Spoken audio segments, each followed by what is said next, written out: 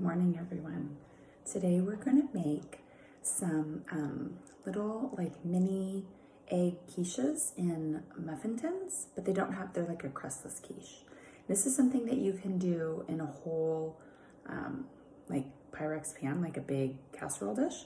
But I like to do them in in muffin tins because then they're just easy to pop right out and pop into your mouth and just heat up a certain amount of them. So to make this recipe, I'm gonna chop up a whole bunch of onions, which I got excited and I already did it. I like to put potatoes in these as well. You can do bell peppers, but I don't have any.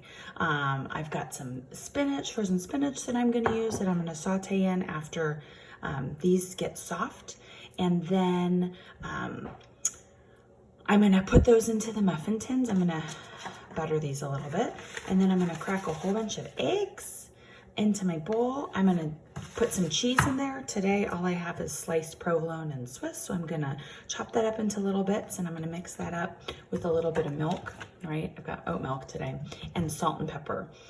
It comes together really easily, and then you just bake them in the muffin tins until they're set, about 20 minutes.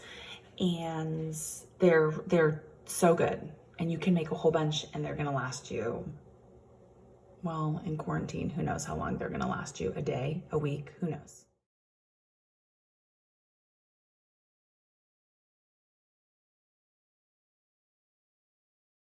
So now I need to saute the onions and the potatoes. That's important. Just get very like stuck to the bottom. Oh, and fly out. Oh. Flying all over.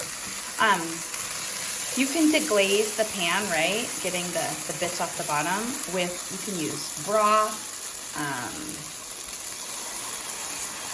I'm using water. And we want to make sure that we're cooking these potatoes through. They should not be hard.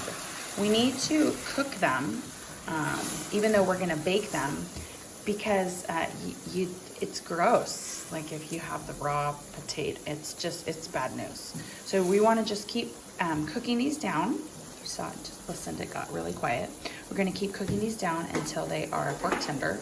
I'm going to add a little bit of my smoked paprika because it's, oh my gosh. Oh, it smells so good.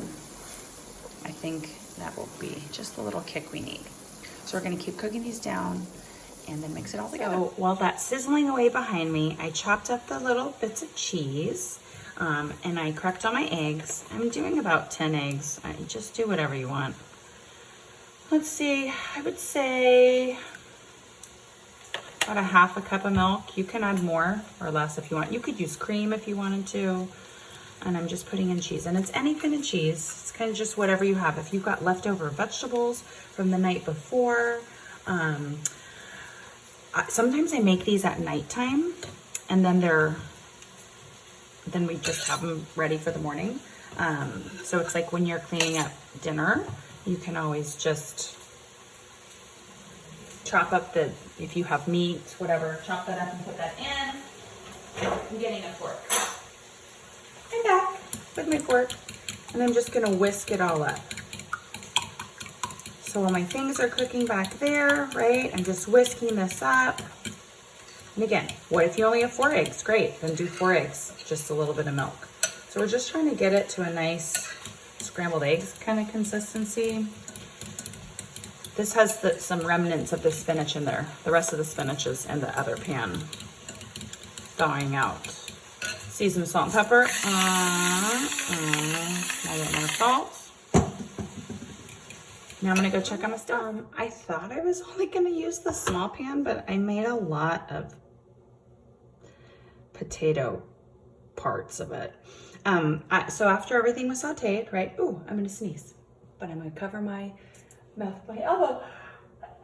Oh, after they finished cooking, I used my big muffin scoop just to do and all of those things. And now I have my eggy mixture over here with the cheese, salt and pepper. And now I've got to get that in here. And you need to make sure that you get some cheese in all the little bits. So I'm just going to use my scooper again. and get them all in. So see how they are like sinking down? You can see, oh, that's got a lot of cheese. So maybe this one wants to share some cheese over here. So I'm just gonna spread all of the egg mixture out amongst these guys.